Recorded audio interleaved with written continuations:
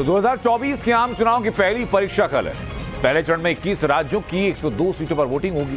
तमिलनाडु, उत्तराखंड और अरुणाचल की सभी सीटों पर कल वोट डाले जाएंगे, जबकि यूपी की 8 और पश्चिम बंगाल की 3 सीटों पर वोटिंग सुबह में चुनाव होना है। उससे पहले आज शाम में श्रीराम पर जबरदस्त तनाव हो गया। तो दिखाते हैं आपको कि बंगाल से लेकर हैदराबाद तक कैसे श्रीराम के नाम पर संग्राम रहा।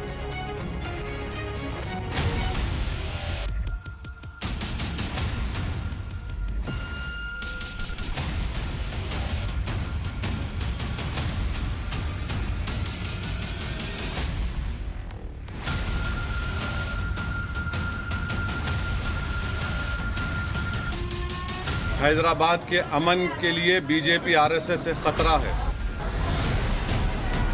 शहर अलग है, नेता अलग हैं, वोटर अलग हैं, मगर सियासत के सेंटर में वही है जो नेताओं को राष्ट्रीय स्तर पर पसंद है। सुबह चुनाव है, मगर उससे पहले की शाम में श्रीराम पर गजब का शाब्दिक तनाव है और जुबानी तनाव के बीच मुर्शिदाबाद के इस धधकते हुए दृश्य के आसरे जबरदस्त सियासत हो रही है।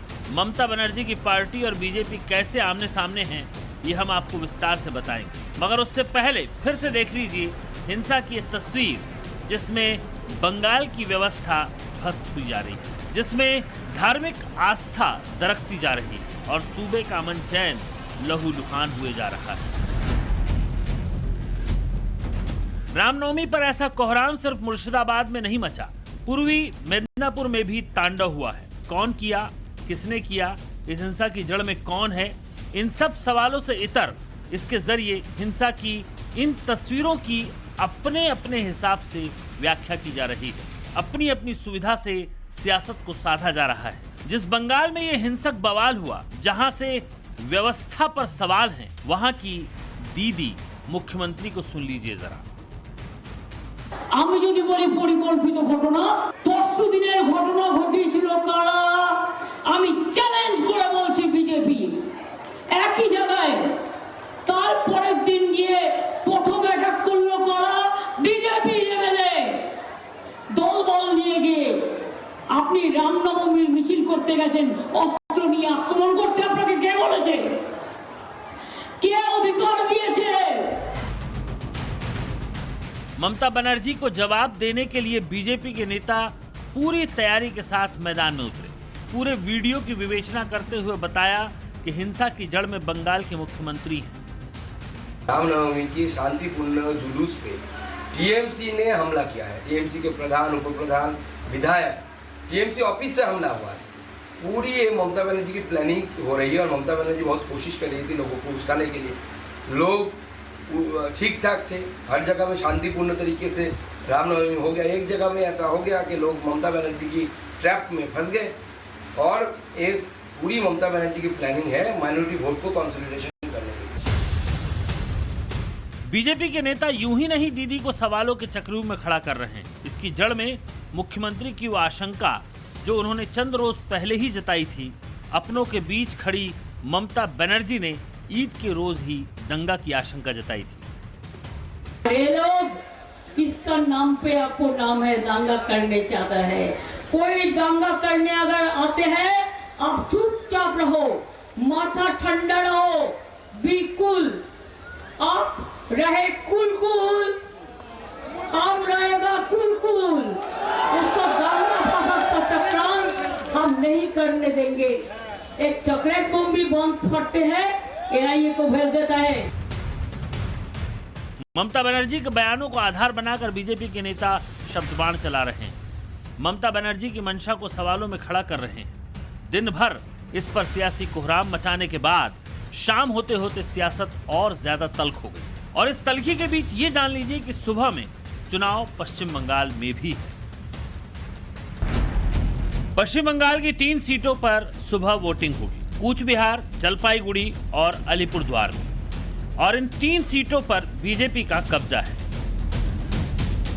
और इस बार चुनाव से ठीक पहले पश्चिम बंगाल में सियासत श्रीराम पर तनाव है। हालांकि तनाव सिर्फ पश्चिम बंगाल में नहीं है, कोलकाता से 1500 किलोमीटर दूर हैदराबाद में भी श्रीराम के नाम पर संग्राम छिड़ा है।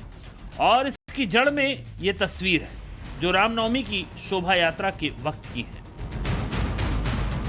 रामभक्त समर्थकों के बीचों बीच गाड़ी पर खड़ी ये माधवी लता है, जो हैदराबाद से इस बार चुनावी मैदान में है। भगवा वस्त्रधारी माधवी जब शोभा यात्रा लेकर निकली तो एक चौराहे के पास उन्होंने कुछ यूं प्रतीकात्मक बाण चलाने की कोशिश की। जैसे ही यह तस्वीर आई, सोशल मीडिया के वीर इसे लेकर उड़ गए। सवाल सांकेतिक बाण के रुख पर था, उसके निशाने पर था। एक रिलीजियस स्ट्रक्चर के सामने इस तरह का प्रोवोकेटिव और क्या मैसेज दिया जा रहा है हैदराबाद के लिए कि बीजेपी आरएसएस हैदराबाद के अमन को खराब करेगी, पीस को खराब करेगी। मैं हैदराबाद तेलंगाना की आवाम से और ख़ास तौर से यूथ से अपील कर रहा हूं, हैदराबाद में पिछले 15 साल से पीस रहा है। ये बीजेपी आरएसएस तेलंगाना और हैदराबाद के अमन को खराब करना चाहते हैं, ब्रांड हैदराबाद को बर्बाद करना चाहते हैं। तेलंगाना की पीस और प्रॉस्पेरिटी के लिए पीस जरूरी है।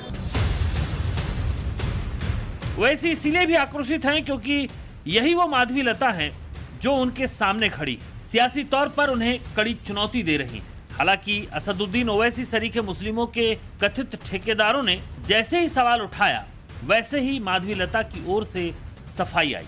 सफाई के तौर पर एक वीडियो जारी किया गया। ये तस्वीर उससे छोटी है जो पहले जारी हुई थी। इसमें मस्जिद कहीं नहीं दिख रही, इसमें सिर्फ माधवी लता सांकेतिक बाण चलाते हुए दिख रही है। वीडियो के साथ सफाई देते हुए माधवी ने सोशल मीडिया पर लिखा कि मेरे संज्ञान में आया है कि मेरा एक वीडियो मीडिया में नकारात्मकता पैदा करने के लिए प्रसारित किया जा रहा है। मैं स्पष्ट करना चाहती हूँ कि ये एक अधूरा वीडियो है और ऐसे वीडियो के कारण भी अगर किसी की भावनाएं आहत होती हैं तो मैं माफी मांगना चाहूंगी, क्योंकि मैं सभी का सम्मान करती हूँ।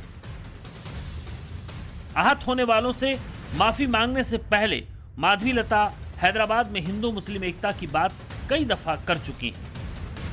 तेलंगाना में जो सरकार चल रहा है, आप सोचिए क्या वो सरकार को हम हिंदू मुस्लिम दोनों भाई एक ही नहीं है क्या?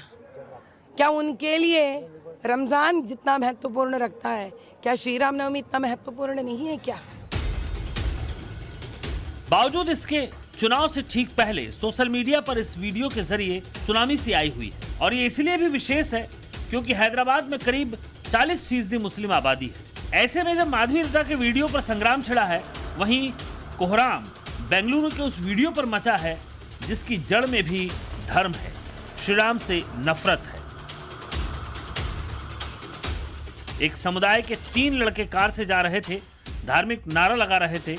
दूसरे समुदाय के 2 लड़के बाइक से आए और फिर विवाद हो गया। श्री राम के नाम पर आपत्ति जताकर तांडव मचाने वालों को गिरफ्तार किया गया, मगर इस पर भी जोरदार सियासत हो रही है। दक्षिण से लेकर पूरब तक श्री राम के नाम पर संग्राम के बीच यूपी के मुख्यमंत्री योगी आदित्यनाथ ने कुछ यूं कहा है।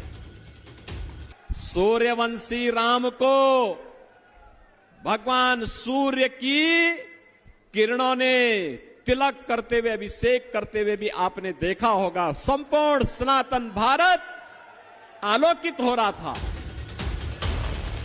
आपको बता दें कि उत्तर प्रदेश में भी सुबह सुबह 8 सीटों पर वोट डाले जाएंगे।